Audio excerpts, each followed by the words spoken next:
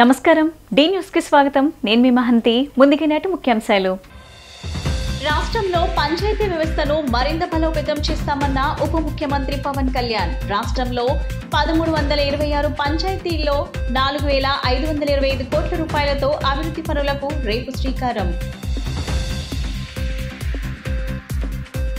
నమ్మకం నాణ్యతకు మారుపేరైన Mohammed Khan and diamond jewellers నూతన షోరూం ప్రారంభం అధునాతన డిజైన్లతో కొనుగోలుదారులు ముందుకు వచ్చినట్లు తెలిపిన మేనేజింగ్ పార్ట్నర్ ఇర్ఫాన్ ఖాన్.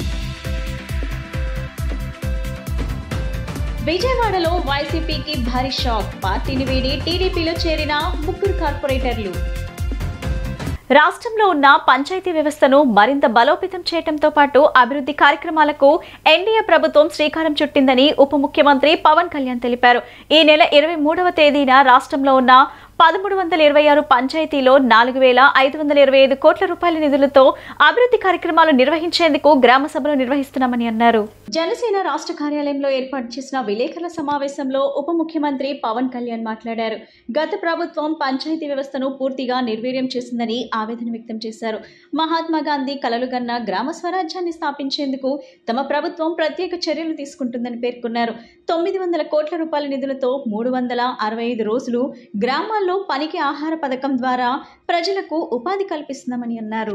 ఎన్నికల సమయంలో ఎన్డీఏ కూటమి ప్రభుత్వం ఏర్పరిచిన వెంటనే పంచాయతీరాజ్ వ్యవస్థని బలోపేతం చేస్తాం, ప్రభుత్వ పనితీరులో పారదర్శకత జవాబుదారీతనం తీసుకొస్తామని మాట ఇచ్చాం. ఇచ్చిన మాట ప్రకారం ఈ నెల 23వ తేదీన దేశంలో మునిపెన్నడూ లేని విధంగా జరగని విధంగా రాష్ట్రంలోని 13,326 పంచాయతీల్లో 4,500 కోట్ల రూపాయల నిధులతో 87 రకాల పనులతో గ్రామాభివృద్ధి చెందేలా 9 కోట్ల పని దినాలతో 54 లక్షల కుటుంబాలకు ఉపాధి కల్పించేలా మహాత్మా గాంధీ జాతీయ గ్రామీణ ఉపాధి హామీ పథకం కోసం ఒకే రోజున గ్రామ సభలు నిర్వహించి తీర్మానాలు చేస్తున్నాం. దేశంలోనే పంచాయతీ వ్యవస్థను ప్రవేశపెట్టిన రెండో రాష్ట్రం మనదే. 73వ రాజ్యాంగ సవరణ ద్వారా పంచాయతీలకు రాజ్యాంగ ప్రతిపత్తి కల్పించి 3 దశాబ్దాలు దాటింది. ఇప్పుడు రెండో తరం సంస్కరణలతో పంచాయతీ మలిదశ విప్లవం మన ఆంధ్ర రాష్ట్రం నుంచే మొదలు పెడుతున్నాం. గత 3 దశాబ్దాలుగా ప్రతి స్వాతంత్ర దినోత్సవానికి, గణతంత్ర దినోత్సవ వేడుకలకు మైనర్ మేజర్ పంచాయతీలకు నామమాత్రంగా 100 రూపాయలు 200 రూపాయలు మాత్రమే ఇస్తూ వచ్చారు. మనం తీసుకొస్తున్న పంచాయతీ సంస్కరణలో భాగంగా 100 రూపాయలను 10,000 రూపాయలు, 250 రూపాయలను 25,000కు పెంచి మా ఎన్డీఏ ప్రభుత్వం చిత్తశుద్ధిని చూపాం. ఆ సంస్కరణలు కొనసాగింపుగా గ్రామ సభలు నిర్వహిస్తున్నాం. బంగారు వజ్రాభరణ రంగంలో నమ్మకం, నాణ్యత, నైపుణ్యతకు మారుపేరైన Mohammed Khan and diamond jewellers నూతన షోరూం నందు అనేక రకాల అధునాతమైన డిజైన్లు కొనుగోలుదారుల కోసం తీసుకొచ్చినట్లు మేనేజింగ్ పార్ట్నర్ ఇర్ఫాన్ ఖాన్ తెలిపారు. బంగారు వజ్రాభరణాలతో పాటుగా వెండి ఆభరణాలను విక్రయిస్తున్నామని, అత్యంత నాణ్యత ప్రమాణాలతో బంగారు వజ్రాభరణాలను వినియోగదారులకు అందజేస్తున్నట్లు ఆయన చెప్పారు. కావున ఈ అవకాశాన్ని నగరవాసులు సద్వినియోగం చేసుకోవాలని ఆయన కోరారు. నమ్మకం, నాణ్యత, నైపుణ్యతకు పేరుగాంచిన Mohammed Khan and diamond jewellers నూతన షోరూం గురువారం నగరంలోని రాఘవయ్య పార్క్ ఎదురుగా ఎంజీ రోడ్ నందు ఘనంగా ప్రారంభమైంది. ఈ సందర్భంగా Mohammed Khan and diamond jewellers managing partner Irfan Khan మాట్లాడుతూ అనేక రకాల అధునాతమైన డిజైన్లు కొనుగోలుదారుల కోసం తీసుకొచ్చినట్లు తెలిపారు.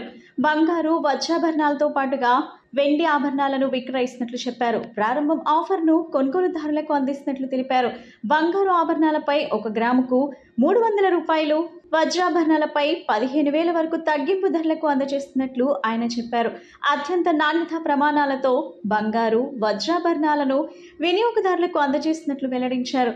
బంగారు ఆభరణాలను లైట్ వెయిట్ ప్రత్యేకంగా తయారు చేయించి వినియోగదారులకు అందుబాటులో ఉంచినట్లు తెలిపారు. ఈ కార్యక్రమంలో Mohammed Khan diamond jewellers partner Fazlullah Rehman Khan, KM Muniruddin, manager BL Narasimha Rao తదితరులు పాల్గొన్నారు.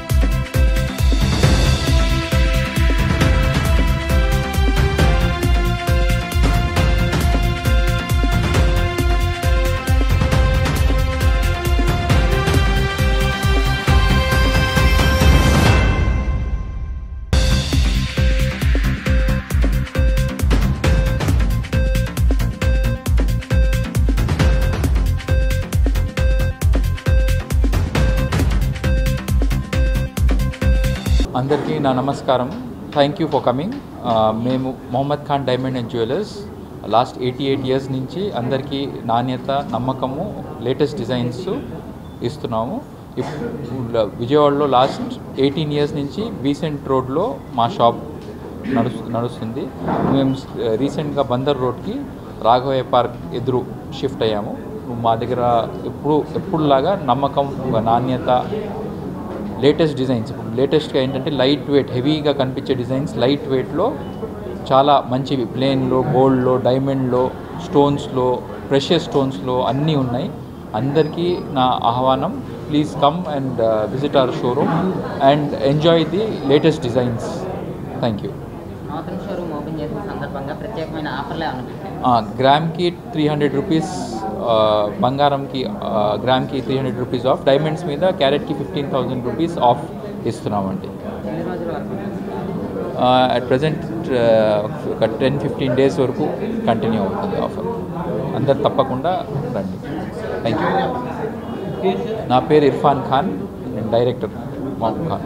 కొత్త ఏమన్నా ప్రొడక్ట్స్ ఏమైనా పరిచయం చేస్తున్నారా?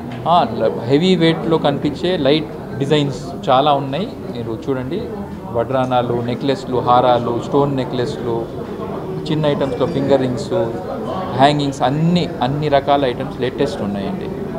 కంపల్సరీగా వచ్చి చూడండి. అందరు మీ ఫ్యామిలీని, మీ ఫ్రెండ్స్ని అందరినీ తీసుకొని వచ్చి ఎంజాయ్ చేయండి డిజైన్స్. Thank you. విజయవాడలో వైసీపీకి భారీ షాక్ తగిలింది. వైసీపీకి చెందిన 3 కార్పొరేటర్లు తెలుగుదేశం పార్టీలో చేరారు. విజయవాడ ఎంపీ కేశినేని శివనాథ్ సమక్షంలో కార్పొరేటర్లు పచ్చకండువా కప్పుకున్నారు. మైలవరపు మాధురి లావణ్య, మైలవరపు రత్నకుమారి, హర్షద్ టీడీపీలో చేరిన వారిలో ఉన్నారు. వీరంతా విజయవాడ పశ్చిమ నియోజకవర్గానికి చెందిన కార్పొరేటర్లు. పార్టీ చేరికలపై ఎంపీ చిన్ని, ఎమ్మెల్యే బోండా ఉమా, నాగుల మీరా మీడియాతో మాట్లాడారు.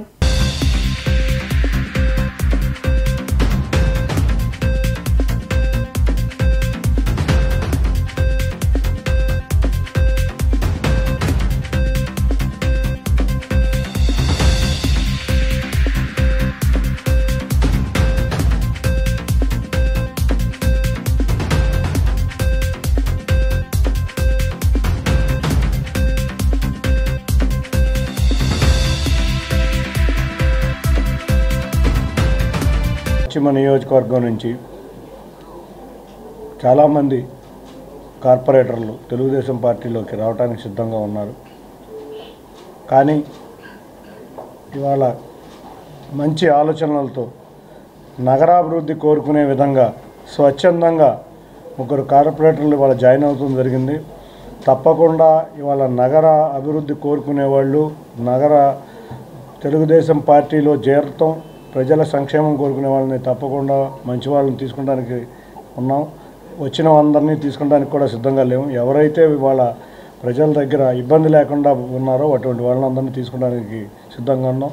ముఖ్యంగా విజయవాడ నగరంలో, అంతేకాకుండా విజయవాడ పార్లమెంట్ నియోజకవర్గంలో ఇవాళ పాలిట్ బ్యూరో సభ్యులైన బోండా ఉమా గారు కానీ, గద్దె రామ్మోహన్ రావు కానీ, అంతేకాకుండా ఎన్డీఏ అలయన్స్ సుజనా చౌదరి గారు కానీ, మా విజయవాడ పశ్చిమ నియోజకవర్గ నాయకులైన మీరా గారు కానీ, అందరూ కూడా వాళ్ళ అభివృద్ధి కాంక్షిస్తున్నాం. కాబట్టి అందరం కూడా కలిసికట్టుగా పనిచేసి విజయవాడ నగరాన్ని మన 2014 నుంచి 19 వరకు ఏ విధంగా విజయవాడ నగరం వైబ్రెంట్గా ఉందో అదే విధంగా తీసుకెళ్ళడానికి మేము అందరం కృషి చేస్తున్నాం. 2019-2024 మధ్య 5 సంవత్సరాల జగన్మోహన్ రెడ్డి వైసీపీ పరిపాలనలో విజయవాడ నగరం అభివృద్ధి కళతప్పింది. ఎన్నో కోటి ఆశలతో రాజకీయాల్లోకి వచ్చినటువంటి కార్పొరేటర్లు తమ డివిజన్ని, తమ నగరాన్ని అభివృద్ధి చేసుకోవడానికి ఎన్నో రకాలుగా వాళ్ళు ఎన్నో ఆశలతో రాజకీయాల్లోకి అడుగుపెట్టి కార్పొరేటర్లకు ఎదుగైనాక ఆ రోజు కనీసం చిల్లిగవ్వ నిధులు లేక గ్రూపు తగాదాలతో, వైసీపీ యొక్క విధానాలతో వాళ్ళు అన్ని రకాలుగా నష్టపోయారు.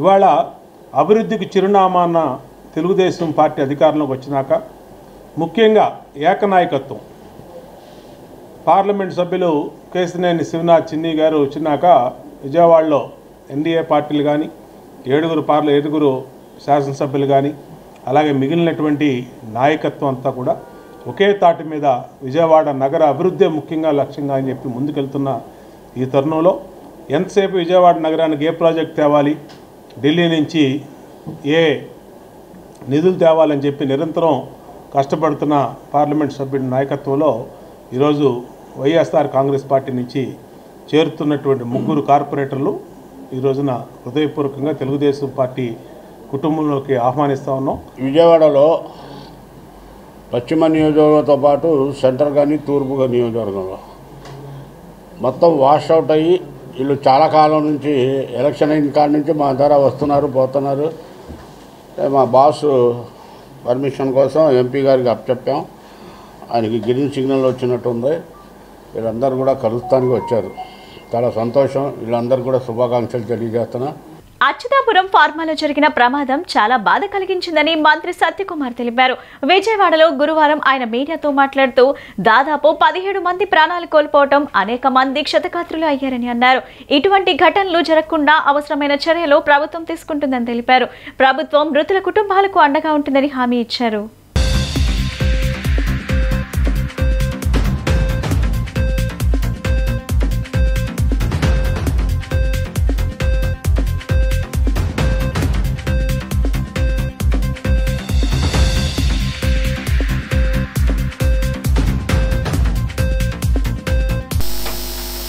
ఇప్పుడు దాదాపు 35 మంది వివిధ ఆసుపత్రుల్లో ఉన్నారు. కొంతమంది డిశ్చార్జ్ అయి ఉన్నారు. అనకాపల్లి డిస్ట్రిక్ట్ హాస్పిటల్ కూడా 2 క్షతగాత్రులు ఉండడం, వాళ్ళు కూడా డిశ్చార్జ్ కావడం జరిగింది. ఇటువంటి సంఘటనలు పునరావృతం కాకుండా జాగ్రత్తలు తీసుకోవాల్సిన అవసరం ఉంది. గతంలో కూడా ఇటువంటి సంఘటన జరిగినప్పుడు వాటి నుంచి ఆ అనుభవం నుంచి మనం పాఠాలు నేర్చుకోవాలి. ప్రాణం విలువైంది. ఇటువంటి సంఘటనల వల్ల ప్రాణాలు పోవడం ఆ కుటుంబానికి ఒక పెద్ద దిక్కు కోల్పోయిన పరిస్థితి. అయితే మృతి చెందిన వారికి 2 లక్షల రూపాయలు, క్షతగాత్రులకి 50,000 రూపాయలు ప్రభుత్వం ఎక్స్గ్రేషియా ప్రకటించింది. ఇదే కాకుండా ప్రధానమంత్రి గారు ప్రకటించడం జరిగింది. ఇప్పుడు రాష్ట్ర ముఖ్యమంత్రి వర్యులు కూడా ఇప్పుడే విశాఖపట్నం వెళ్ళి అచ్యుతాపురం ఎస్సీజెడ్ని వాళ్ళు కూడా సందర్శిస్తున్నారు. ప్రభుత్వం మృతుల కుటుంబాలకి అండగా నిలుస్తుంది. అదేవిధంగా క్షతగాత్రులకి కూడా అండగా నిలుస్తుంది కుటుంబాలకి. ఈ సంఘటనలు మళ్ళీ పునరావృతం కాకుండా తీసుకోవాల్సిన జాగ్రత్తలు ప్రతి ఒక్కటి తీసుకుంటుంది. వారం పెట్టారు, చాలా మంది సమస్యలు వస్తుంది. రోజు ఎట్లా ఉన్న బస్సు దీన్ని ఎట్లా పరిష్కరించబోదు? భారతీయ జనతా పార్టీ తరఫున ప్రజల నుండి వచ్చే ఫిర్యాదులను స్వీకరించి ఆ సమస్యల్ని పరిష్కారం దిశగా తీసుకెళ్లే విధంగా వారధి కార్యక్రమాన్ని రాష్ట్ర అధ్యక్షుల వారు ఏర్పాటు చేయడం జరిగింది. కిడ్నీ వ్యాధితో ఈ సంవత్సరం 63 మంది మరణించడం బాధాకరమని సిపిఎం నేతలు డివి కృష్ణ, బాబురావు ఆవేదన వ్యక్తం చేశారు. కూటమి ప్రభుత్వం కిడ్నీ వ్యాధి బారిన పడిన ప్రజలను రక్షించాలని కోరారు. డయాలసిస్ రోగులకు ఇస్తున్న 10,000 పెన్షన్ చాలటం లేదని దీనిపై దృష్టి పెట్టాలని కోరారు. శ్రీశ్రీ భవన్ లో ఏర్పాటు చేసిన విలేకరుల సమావేశంలో వారు మాట్లాడారు. కొండూరు, గంపలగూడెం మండలాలు మరో ఉద్దానంగా మారాయన్నారు. రోజుకు మీ రోగులు పెరుగుతున్నారని, ఇది భవిష్యత్ తరాలపై తీవ్ర ప్రభావం చూపిస్తుందన్నారు. ప్రజల ప్రాణాలను ప్రభుత్వాలు కాపాడాలని వారు విజ్ఞప్తి చేశారు. గిరిజన తండాల్లో 20 నుండి 30% కుటుంబాలు కిడ్నీ వ్యాధి బారిన పడ్డారన్నారు. అనేక మంది అవగాహన లేక భయంతో డయాలసిస్ చేయించుకోవటం లేదని, డబ్బులు లేక మందులు కూడా వాడటం లేదన్నారు. ప్రభుత్వం వీరికి అండగా నిలవాలని విజ్ఞప్తి చేశారు. ప్రజారోగ్యం రోజు రోజుకి క్షీణిస్తోంది.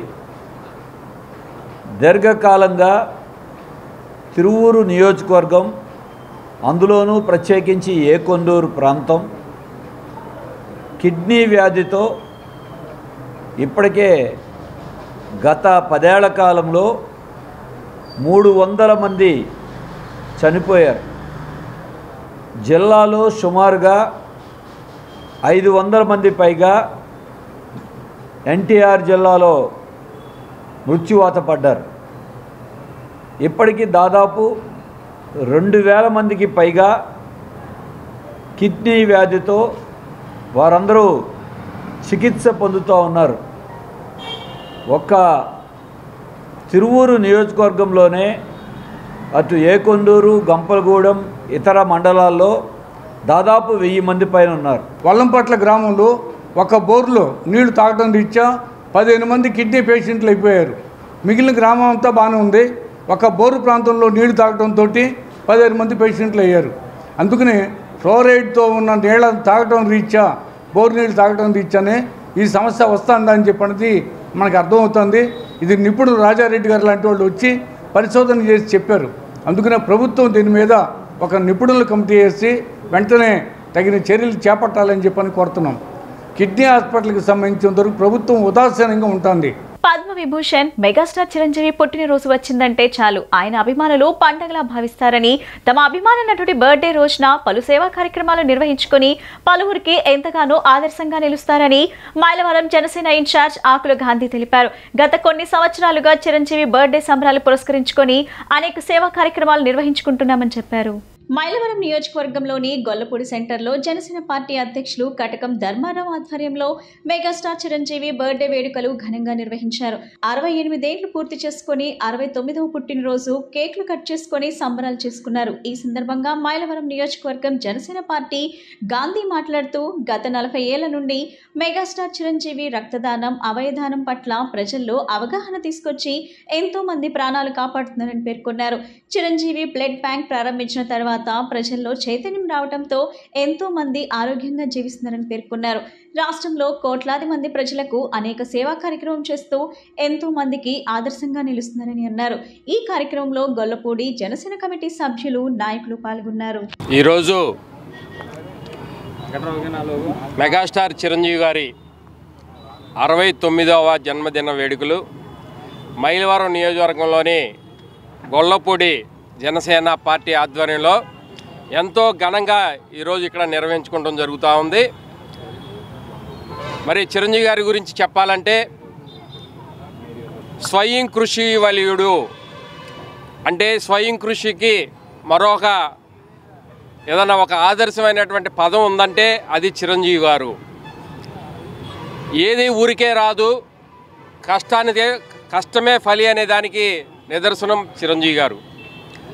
మరి అంచెలంచెలుగా ఒక సామాన్య వ్యక్తిగా సినీ ఫీల్డ్లో ఆయన ఒక చిన్న హీరోగా, ఒక విలన్గా ప్రారంభమై ఈరోజు 40 సంవత్సరాలు అవుతున్న ఇండస్ట్రీకి అతనే హీరో, అతనే ఈ ఇండస్ట్రీ దిక్కు, పెద్ద దిక్కు అనే విధంగా 40 ఏళ్ళ నుంచి మరి 69 సంవత్సరాలు వచ్చిన మరి 16 సంవత్సరాల యువకుడిలాగా ఈ రోజుకి కూడా ఆయన డ్యాన్సులు, ఫైట్లు చేస్తూ కొత్తగా వచ్చేటటువంటి యువతర హీరోలకి, హీరోయిన్లకు కూడా చిరంజీవి గారి లాగా మనం ఎదగాలి అంటే కష్టపడాలి, కష్టమే ఫలి అనే దానికి నిదర్శనం చిరంజీవి గారు అని చెప్పి ఈరోజు మెగాస్టార్ చిరంజీవి గారి బర్త్డే సందర్భంగా ఈ ఏర్పాటు చేసినందుకు చేసిన అందరికీ ధన్యవాదాలు.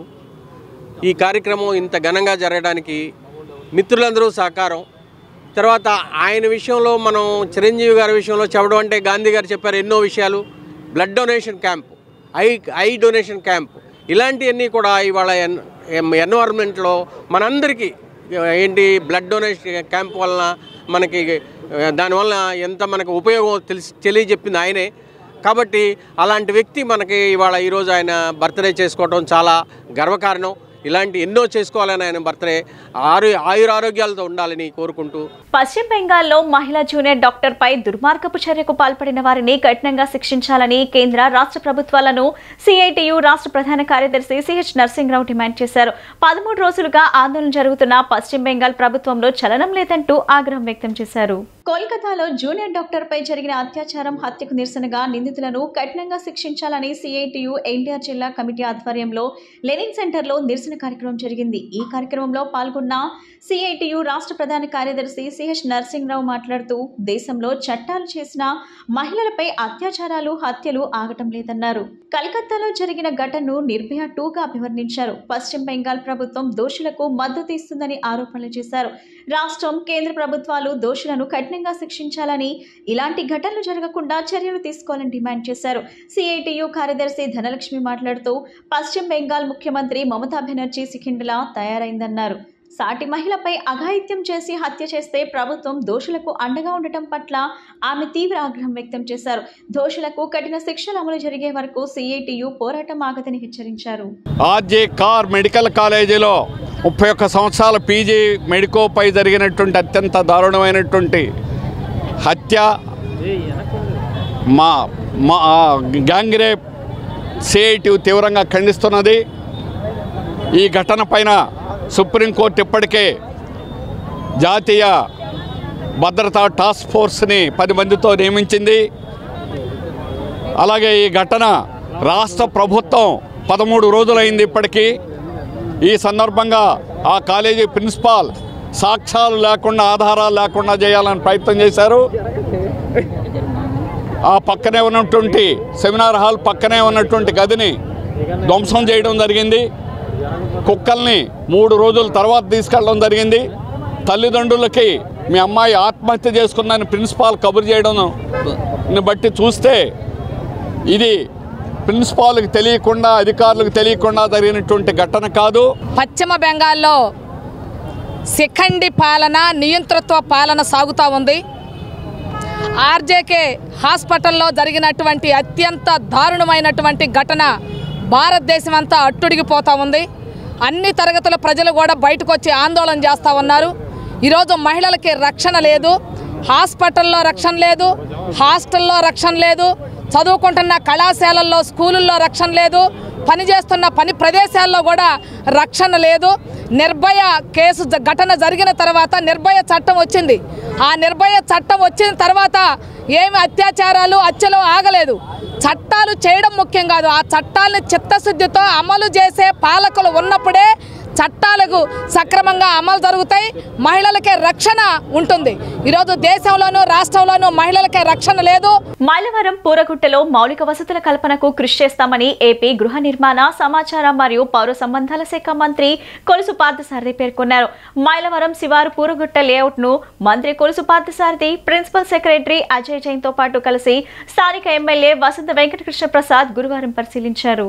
ఈ సందర్భంగా అక్కడ నివాసితులతో మాట్లాడి వారి సమస్యలను తెలుసుకున్నారు. రహదారులు తదితర మౌలిక సదుపాయాలు లేక అక్కడి ప్రజలు పడుతున్న ఇబ్బందులను ఎమ్మెల్యే కృష్ణప్రసాద్ మంత్రి దృష్టికి తీసుకువెళ్లారు. ఈ సందర్భంగా మంత్రి పార్థసారథి మాట్లాడుతూ పూరగుట్ట లేఅవుట్ లో NREGS కింద నిధులు కేటాయించి రహదారి అభివృద్ధి చేస్తామన్నారు. ఇక్కడ రహదారులు అభివృద్ధి చెందితే ఇంకా ఎక్కువ మంది లబ్ధిదారులు గృహ నిర్మాణాలు పూర్తి చేస్తారన్నారు. ఇల్లు కట్టుకునే వారికి ఆన్లైన్ బిల్లుల చెల్లింపు ప్రక్రియ విధానాలను సరళీకృతం చేసేందుకు చర్యలు తీసుకుంటామని అన్నారు. బేస్మెంట్ లెవెల్ పూర్తయిన తరువాత పిల్లర్లపై స్లాబ్ వేసుకుంటే బిల్ చెల్లించే అంశంపై చర్చించి తగు నిర్ణయం తీసుకుంటామన్నారు. కొందరు లబ్ధిదారులు తాపీ మేస్త్రీల మాటలు విని ఇంటి నిర్మాణానికి హెవీ డిజైన్లు వాడుతున్నారని, దీనివల్ల ఖర్చు పెరుగుతుందన్నారు. ఎకానమీ డిజైన్ లో ఇల్లు కట్టుకునే విధంగా లబ్ధిదారులను ప్రోత్సహించాలన్నారు. అనంతరం ఎమ్మెల్యే కృష్ణప్రసాద్ మాట్లాడుతూ పూరగుట్టలో బోర్లు, రహదారుల అభివృద్ధి, జంగిల్ క్లియరెన్స్ తదితర మౌలిక సదుపాయాలను కల్పిస్తామని అన్నారు. పెండింగ్ బిల్లులను కూడా వెంటనే చెల్లిస్తారని పేర్కొన్నారు. గతంలో ఇల్లు మంజూరై ఉన్నవారు మార్చిలోపు ఇంటి నిర్మాణాలు పూర్తి చేయాలన్నారు. లేకుంటే వారికి మళ్లీ భవిష్యత్తులో పక్కా గృహాలు మంజూరు కావన్నారు. మైలవరం నియోజకవర్గ పర్యటనకు విచ్చేసి ఇక్కడ సమస్యలపై స్పందించి మౌలిక వసతుల కల్పనకు చేయూతనందిస్తున్న మంత్రి కొలుసు పార్థసారథికి ప్రత్యేకంగా కృతజ్ఞతలు తెలిపారు. స్థానిక మహాకూటమి నాయకులు తదితరులు పాల్గొన్నారు. మైలవరం నియోజకవర్గంలో కొండపల్లి, బ్రిపట్నం మున్సిపాలిటీస్లో ఈ గృహ నిర్మాణం ఏ విధంగా జరుగుతుంది, దీంట్లో సమస్యలు ఏమిటి తెలుసుకోవడానికి ఇక్కడ రావడం జరిగింది. మరి ఇళ్ల నిర్మాణం కొంత కుంటుపడిన, ఇన్ఫ్రాస్ట్రక్చర్ కొద్దిగా ఇబ్బందికరంగా ఉన్నమాట వాస్తవమే. మరి ఈ ప్రభుత్వం, కూటమి ప్రభుత్వం, చంద్రబాబు నాయుడు గారి నాయకత్వంలో వచ్చే 100 రోజుల్లో 1,25,000 ఇల్లు పూర్తి చేయాలని, అదేవిధంగా సంవత్సర కాలంలో మరో 7 లక్షలు పూర్తి చేయాలని, మొత్తం 8 లక్షల ఇల్లు పూర్తి చేయాలనే టార్గెట్తో పనిచేస్తున్నామని చెప్పేసి మనం చేస్తాను. గత ప్రభుత్వ అప్రజాస్వామికమైన ఆలోచనల మూలంగా కొన్ని లక్షల మంది ఇబ్బంది పడ్డారని చెప్పేసి ప్రజల దృష్టికి తీసుకొస్తా ఉన్నాను. ఏ విధంగా అంటే PMAY 10 2016లో ప్రారంభించబడింది ఈ ఇళ్ళ శాంక్షన్స్ అనేది. అప్పుడు తెలుగుదేశం ప్రభుత్వంలో కట్టుకున్న శాంక్షన్ అయ్యి ఇల్లు కట్టుకున్న వాళ్ళకి రూపాయి పడినా కూడా, ఇల్లు పూర్తి చేసుకున్నా కూడా, నిబంధనల ప్రకారం పూర్తి చేసినా కూడా ఉద్దేశపూర్వకంగా పేమెంట్లు ఇవ్వకపోవటం చాలా ఇబ్బందికర పరిస్థితులు లబ్ధిదారులు ఎదుర్కొంటూ ఉన్నారు. మరి అంతేకాకుండా ఆ రోజు చంద్రబాబు నాయుడు గారు 2.5 లక్షలు ఇస్తే ఆ 2.5 లక్షల్ని 1,80,000కి తగ్గించింది. మేము బీసీల ప్రభుత్వం, ఎస్సీల ప్రభుత్వం అని చెప్పే జగన్మోహన్ రెడ్డి గారు ఏ విధంగా తగ్గించారు? 2.5 లక్షల హౌసింగ్ యూనిట్ కాస్ట్ని 1,80,000కి ఏమైనా తగ్గించారు? సిమెంట్ తగ్గిందా, స్టీల్ తగ్గిందా, లేకపోతే లేబర్ తగ్గిందా? నా ఎస్టీ అని చెప్పే వైఎస్ఆర్ కాంగ్రెస్ పార్టీ ఎందుకు చంద్రబాబు నాయుడు గారు అదనంగా ఎస్సీ ఎస్టీలకు ఇచ్చిన 50,000 నుంచి ₹1,00,000 వరకు ప్రతి ఇంటికి ఎందుకు ఎగ్గొట్టారనేది కూడా మరి ప్రజలు అర్థం చేసుకోవాల్సిన అవసరం ఉంది. ఏదేమైనా కూడా ఇళ్ల నిర్మాణం మేము పూర్తి చేస్తాం. 2029కి ఈ రాష్ట్రంలో అర్హత కలిగిన ఏ పేదవాడు ఇల్లు లేకుండా ఉండకూడదు అనే లక్ష్యంతో మేము పనిచేయబోతా ఉన్నాం. ఇంద్రకీలాద్రిపై శ్రావణ మాసాన్ని పురస్కరించుకొని ఈ నెల 23న సామూహిక వరలక్ష్మి వ్రతాన్ని నిర్వహిస్తున్నట్లు దుర్గా మల్లేశ్వర స్వామివారి దేవస్థానం వైదిక కమిటీ సభ్యులు శంకర్ శాండిల్య తెలిపారు. పవిత్రమైన శ్రావణ మాసం పురస్కరించుకొని ఈ నెల 23న దుర్గమ్మను వరలక్ష్మీదేవిగా అలంకరిస్తారని భక్తులు గమనించాలని కోరారు. ఇంద్రకీలాద్రిపై శ్రావణ శోభ సంతరించుకుంది. ఈ నెల 23వ తేదీన వరలక్ష్మి వ్రతం పురస్కరించుకుని ఇంద్రకీలాద్రిపై కొలువైనున్న దుర్గమ్మ వరాలిచ్చే వరలక్ష్మీదేవిగా భక్తులకు దర్శనమివ్వనున్నారు. 3వ శ్రావణ శుక్రవారం రోజు ఈ నెల 23న దుర్గమ్మ సన్నిధిలో సామూహిక వరలక్ష్మి వ్రతాలను నిర్వహించనున్నారు. ఈ సామూహిక వరలక్ష్మి పూజల్లో యావత్ మంది భక్తులు పాల్గొనే అవకాశం దేవస్థానం కల్పిస్తుంది. ప్రతి ఏడు జరిగే ఈ పూజల్లో వందల సంఖ్యలో భక్తులు పాల్గొని సామూహికంగా వరలక్ష్మి పూజలు చేస్తుంటారు. ఇక ఈ ఏడు కూడా అదే స్థాయిలో భక్తులు వస్తారని అంచనా వేస్తున్నారు ఆలయ అధికారులు. ఏర్పాట్లు సిద్ధం చేశారు. ఇక ఎప్పటిలాగానే ఇంద్రకీలాద్రి మహామండపం 6వ అంతస్తులో ఉదయం 7 గంటల నుండి 9 గంటల వరకు ఈ వ్రతం జరుగుతుంది. శ్రావణ మాసం శుక్లపక్షంలో పౌర్ణమికి ముందు వచ్చే శుక్రవారాన్ని వరలక్ష్మి వ్రతంగా జరుపుకోవటం మన హిందూ సాంప్రదాయం. హిందూ సాంప్రదాయంలో వరలక్ష్మి వ్రతంకు ఒక ప్రత్యేకమైన విశిష్టత ఉంది. దీన్ని పెళ్లైన మహిళలు ఖచ్చితంగా పాటిస్తారు.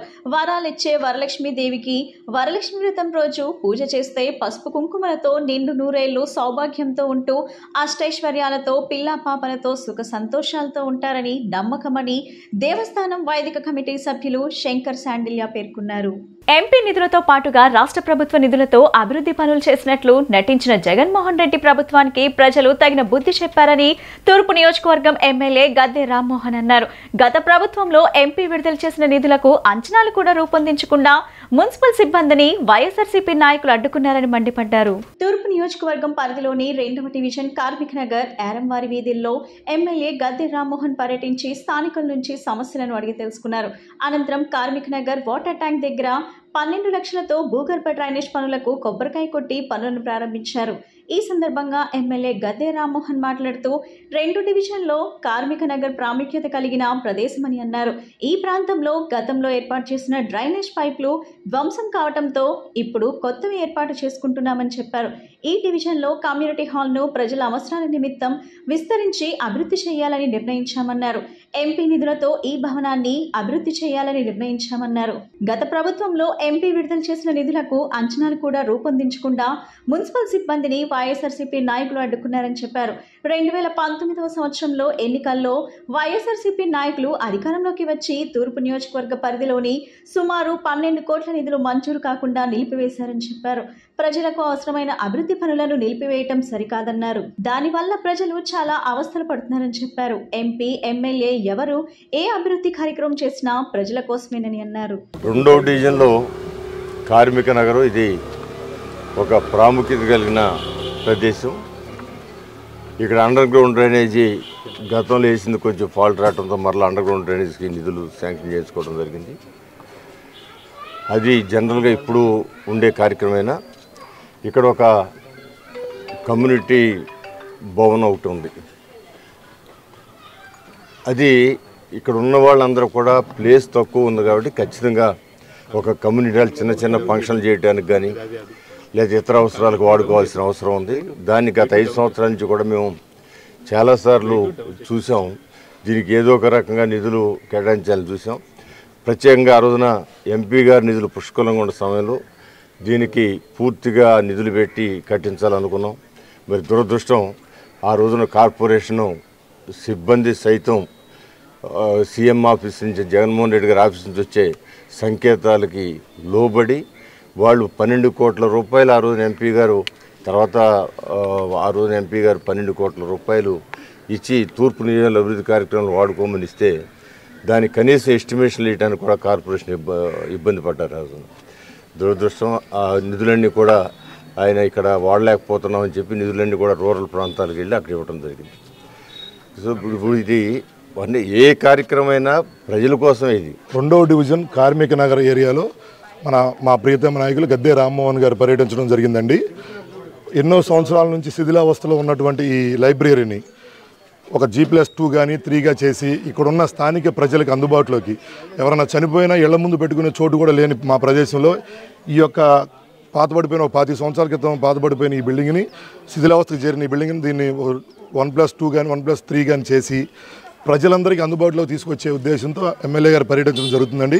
వీలైనంత తొందరగా ఇది కూడా కార్యరూపం దాల్చాలని కోరుకుంటున్నాము. విజయవాడ పశ్చిమ నియోజకవర్గంలోని కాళేశ్వరం మార్కెట్ పరిసర ప్రాంతాల్లో ఎంపీ కేశినేని చిన్ని బుధవారం రాత్రి పర్యటించారు. ఈ సందర్భంగా ఆయన స్థానిక వ్యాపారుల సమస్యలను అడిగి తెలుసుకున్నారు. అనంతరం స్థానికంగా పనిచేస్తున్న ముఠా కార్మికులను ఎంపీ ఆప్యాయంగా పలకరించారు. ఈ సందర్భంగా ఎంపీ మీడియాతో మాట్లాడుతూ విజయవాడ నగర అభివృద్ధి ధ్యేయంగా పనిచేస్తున్నామన్నారు.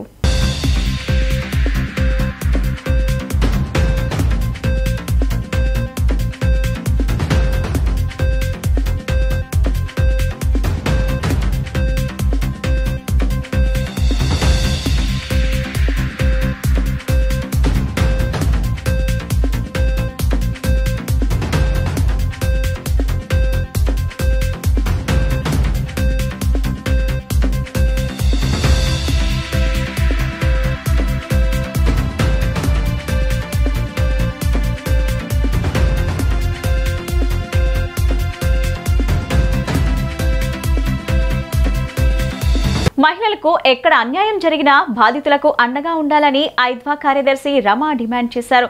సుప్రీంకోర్టు ఇచ్చిన ఆదేశాలను ప్రభుత్వాలు ఆచరించడం లేదన్నారు.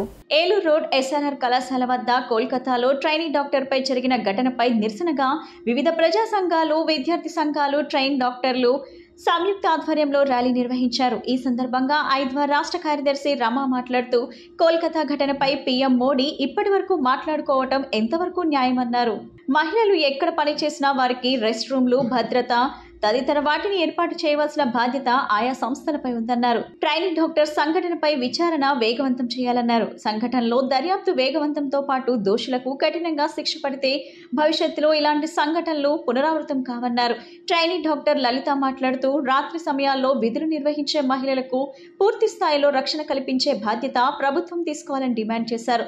కేంద్ర, రాష్ట్ర ప్రభుత్వాలు మహిళల కోసం ప్రత్యేక చట్టాలు అమలు చేయాలని లలిత డిమాండ్ చేశారు. దేశంలో ఉన్న చట్టాలను సక్రమంగా అమలు చేయకపోవడంతో మహిళలపై రోజు రోజుకు దాడులు పెరిగిపోతున్నాయని ఆమె ఆందోళన వ్యక్తం చేశారు. పిల్లల సంరక్షణ బాధ్యత అందరిపై ఉందన్నారు. కళాశాల వద్ద నుండి ప్రారంభమైన ఈ నిరసన ర్యాలీ ఏలూరు రోడ్ మీదుగా చుట్టుగుంట సెంటర్ వరకు సాగింది. ప్రదర్శనకారులు కలకత్తాలో జరిగిన సంఘటనలో బాధితురాల కుటుంబానికి తక్షణం న్యాయం చేసే దిశగా కేంద్ర ప్రభుత్వం చర్యలు తీసుకోవాలని డిమాండ్ చేశారు. కలకత్తా ఘటన ఈరోజు దేశమంతా సంచలనం కలిగిస్తూ ఉంది. అది ఒక్కటి మాత్రమే కాదు, ఆడపిల్లల మీద ఎక్కడ పడితే అక్కడ అత్యాచారాలు జరుగుతున్నటువంటి నేపథ్యంలో ఈ అత్యాచారాలు అరికట్టకూడదని, మరో కలకత్తా ఘటన జరగకూడదని విద్యార్థులు, అలాగే ఉద్యోగులు, అనేక మంది ప్రజలు, కార్మికులు ఈరోజు ఉద్యమిస్తున్నారు. కానీ ప్రధానమంత్రి ఇంతవరకు దీని మీద స్పందించకపోవడం అనేది ఈ దేశానికి పట్టినటువంటి శని అనేది మనం అర్థం చేసుకోవాలా. సుప్రీంకోర్టు సుమోటోగా ఈ కేసు విచారణ తీసుకొని ఒక కమిటీని వేసి ఆ కమిటీని అవసరమైనటువంటి రక్షణ చర్యలు ఏం తీసుకోవాలి అని చెప్పేసి సూచించమని చెప్పేసి కోరడం అనేది స్వాగతించదగినటువంటి విషయం. ఇంతకుముందే వర్మ కమిషన్ సిఫార్సుల్లో చాలా స్పష్టంగా ప్రతి చోట రక్షణ ఉండాలని చెప్పేసి చెప్పింది. ఆ రక్షణ కోసం ఇవాళ అన్ని రాష్ట్ర ప్రభుత్వాలు చర్యలు తీసుకోకుండా ఆడపిల్లల్ని పరిమితం కమ్మంటున్నారు. అంటే సాయంత్రం రాత్రి అయితే మీరు డ్యూటీకి వెళ్ళాల్సిన పని లేకుండా ఉండే ఉద్యోగాల్లో ఉండండి, లేకపోతే ఇంకొకటి మానుకోండి అని చెప్పేసి. ఇవాళ ఒక డ్యూటీ లేడీ డాక్టర్ ఉంటే 6 గంటలకు ఇంటికి రావడం సాధ్యమా?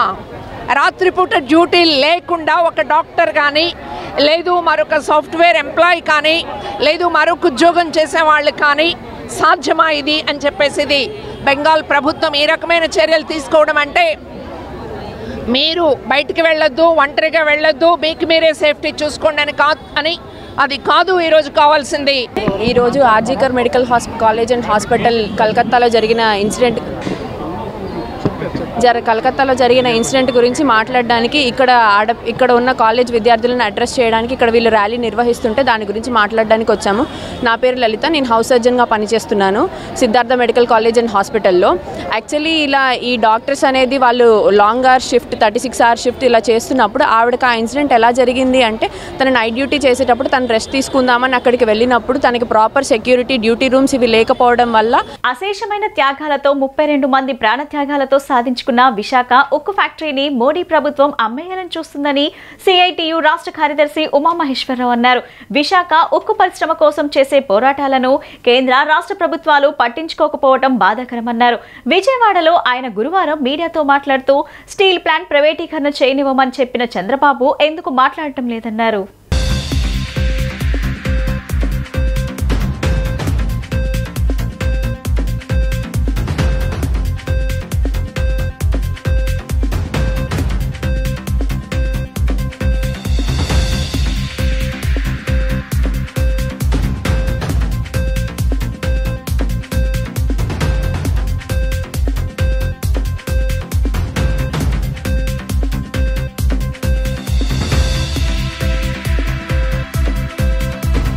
గతంలో మేము ఏర్పాటు చేసినటువంటి ఈ విశాఖ ఉక్కు పోరాట పరిరక్షణ వేదిక ఏదైతే ఉందో దాంట్లో భాగస్వామ్య పక్షాలుగా ఉన్నటువంటి అందరూ కూడా ఈ నిర్ణయానికి కట్టుబడి ఉంటామని చెప్పారు. అంటే దీంట్లో వైఎస్ఆర్ ట్రేడ్ యూనియన్ ఉంది, టీఎన్టీఈసీ ఉంది, తర్వాత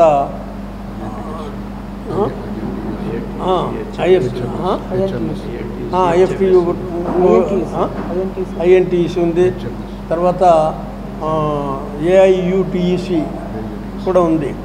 సరే, వీళ్ళందరూ కూడా దీనికి మద్దతు.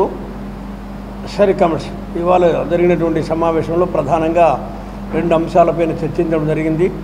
మొదటిది విశాఖపట్నం స్టీల్ ఫ్యాక్టరీని పరిరక్షణ కోసం ఫ్యాక్టరీలో ఉన్నటువంటి అన్ని కార్మిక సంఘాలు పోరాట కమిటీగా ఏర్పడి 1290 రోజులుగా ఆందోళన చేస్తూ ఉన్నారు.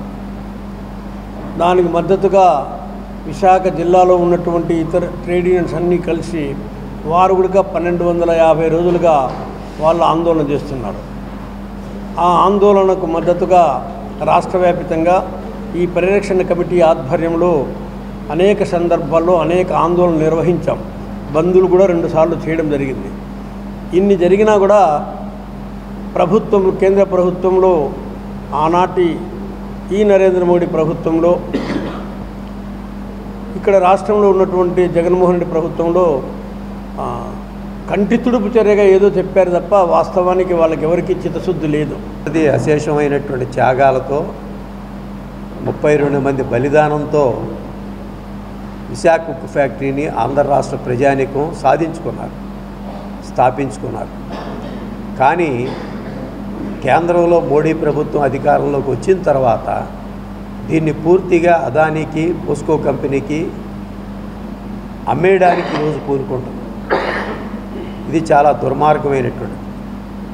ఆంధ్ర రాష్ట్రంలోనే కాదు, భారతదేశంలో కూడా 1400 రోజుల నుంచి ఒక ఫ్యాక్టరీని నిలుపుదల చేయటం కోసం, అంటే ప్రైవేటు పరం కాకుండా ప్రభుత్వ రంగంలో ఉంచాలని ఆందోళన జరపడం అనేది చారిత్రాత్మకమైనటువంటి పోరాటం.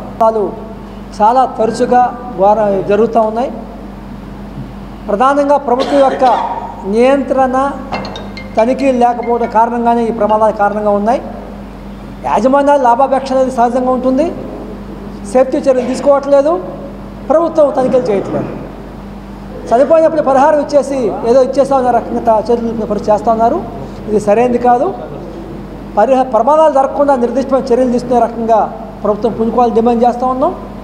అస్తాపురం ప్రమాదం చనిపోయిన వారికి 2 లక్షల చొప్పున, గాయపడిన వారికి 2 కోట్ల చొప్పున, గాయపడిన వారికి 1 కోటి రూపాయల చొప్పున ప్రభుత్వము యాజమాన్యం కలిపి ఇవ్వాలనే రకంగా డిమాండ్ చేస్తూ ఉన్నాం. వార్తలు ముగించే ముందు ముఖ్యాంశాలు మరోసారి.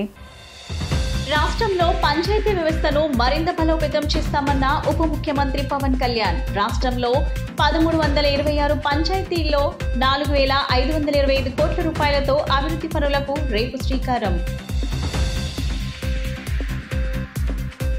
నమ్మకం, నాణ్యతకు మారుపేరైన Mohammed Khan and diamond jewellers నూతన షోరూం ప్రారంభం. అధునాతన డిజైన్లతో కొనుగోలుదారులు ముందుకు వచ్చినట్లు తెలిపిన మేనేజింగ్ పార్ట్నర్ ఇర్ఫాన్ ఖాన్. విజయవాడలో వైసీపీకి భారీ షాక్. పార్టీని వీడి టీడీపీలో చేరిన 3 కార్పొరేటర్లు. ఈ బులెటిన్ ఇంతటితో సమాప్తం. తిరిగి మరో బులెటిన్ కలుద్దాం. నమస్కారం.